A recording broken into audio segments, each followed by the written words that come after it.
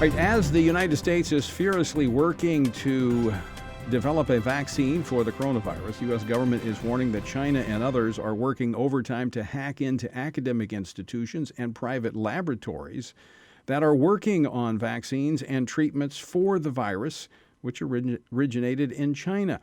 At the same time, China is ramping up its public counterattack to America's intensifying pressure upon the communist country to come clean over the coronavirus. The senator most claim has been instrumental in building that pressure is Arkansas Senator Tom Cotton, who serves on the Senate Intelligence Committee and Armed Services Committee, and he joins us now. Senator, welcome back to Washington Watch.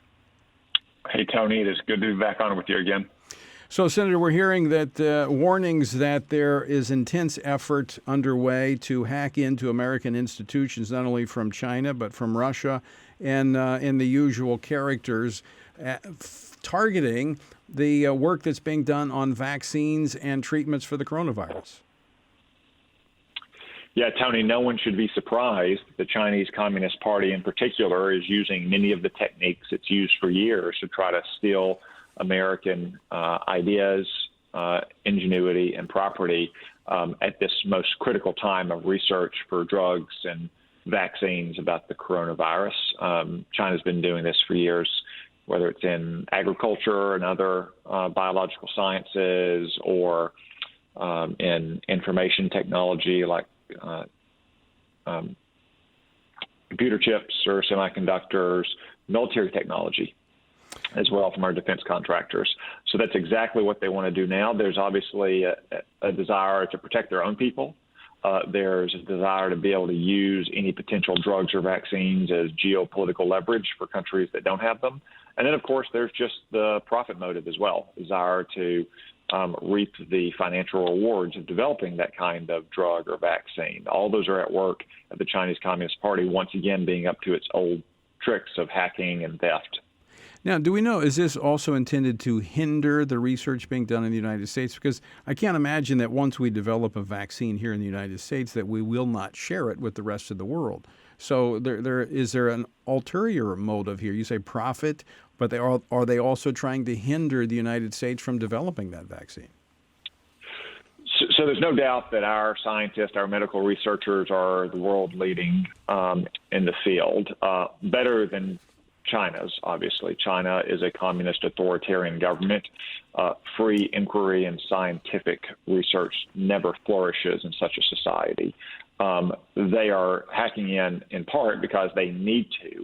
But if they can hack into a company or a leading laboratory university that is researching drugs or vaccines, and even if they haven't developed, they can get a head start so they can get, a few months worth of data, then yeah, they might be able to get ahead with that head start of what American researchers and scientists have done.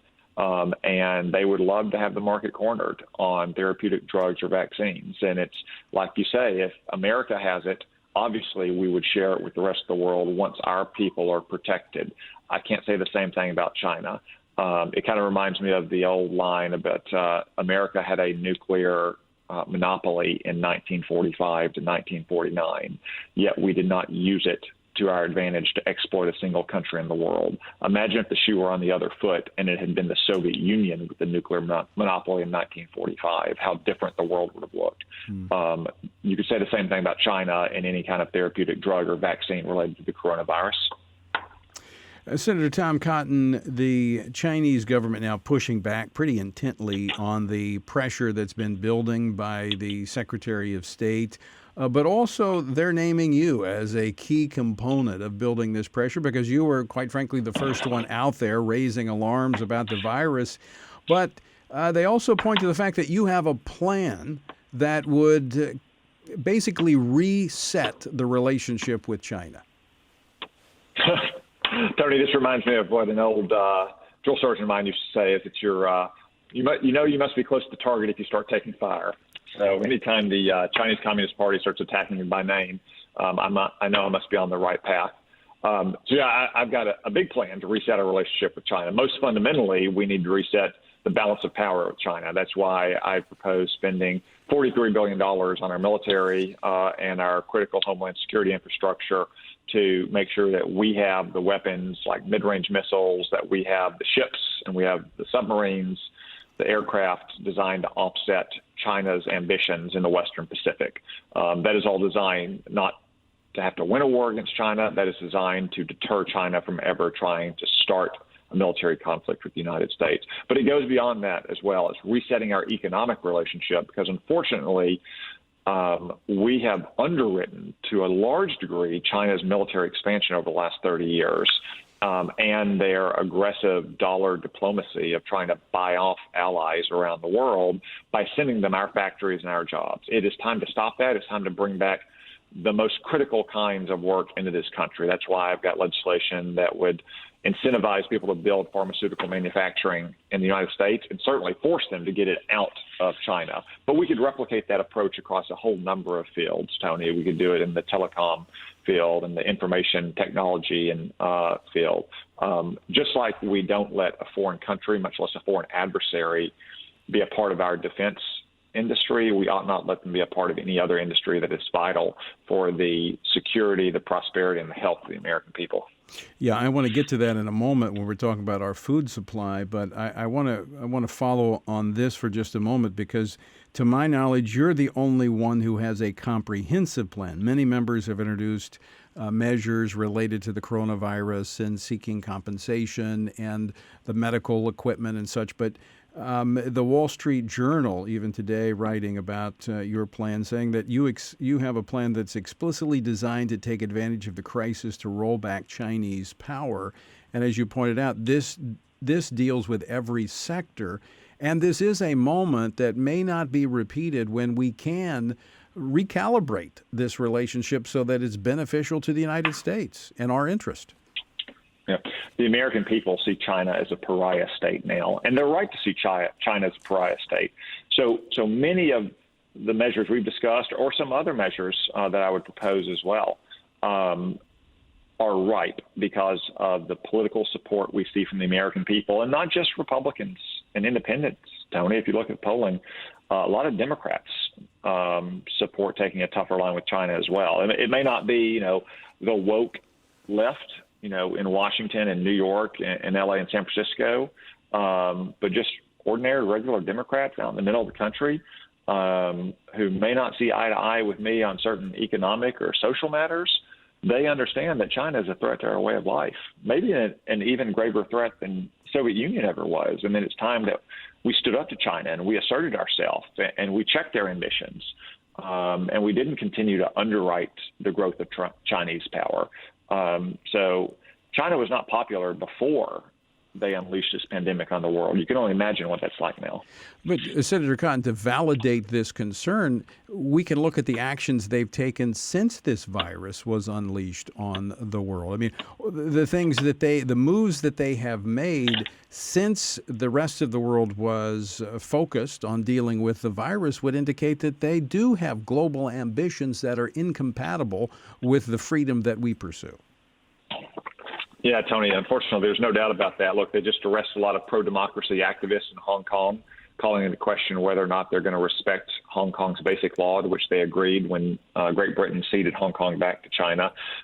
They've demanded heads of state to show up at airports and kowtow to Beijing if China sends them personal protective equipment. There have been reports that they have demanded that if you want personal protective equipment or drugs from China, you have to agree to take Huawei to build your fifth-generation wireless network. Huawei, of course, being the telecom giant, which is really just an arm of the Chinese state.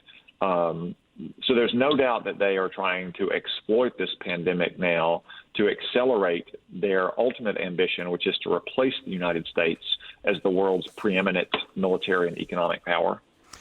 Senator Tom Cotton, I want to go to another issue. We talked about the military issues. We've talked about medical devices here in the past. But one thing I've not talked about on the program, because quite frankly, was not that aware of it. But now that we're facing some food shortages, primarily in the meat industry, pork supplies have tightened. This is something that touches in your state. When you look at Tyson's Food, I think one of the largest meat providers, chicken in the United States.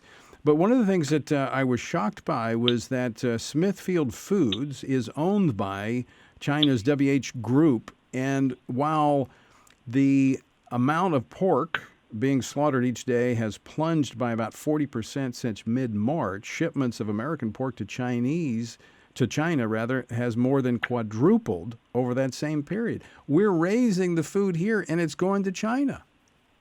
Yeah. Well, the fact that Smithfield is owned by a Chinese company, it has been for the last 7 years, just is a good example of why politicians in Washington haven't been taking this threat seriously enough. I think all Americans now recognize that our food supply chain is one of our most vital national interests, and that we haven't done enough to protect it. So in 2013, there should have been a serious look at the sale that allowed the WH Group to buy Smithfield Absolutely. Foods. I mean, It also highlights but Tony, it also highlights the incompetence and the corruption of the Chinese Communist Party. One reason why they are buying up so much American meat is that they had to slaughter millions of their own hogs last year because they couldn't protect them from illness. So this predates the pandemic, but now China is exporting it to an even greater degree. And again, it's just a reminder of how much we have underwritten China's rise to great power status. And it underscores the need to reset this relationship at this moment because we are vulnerable in so many ways.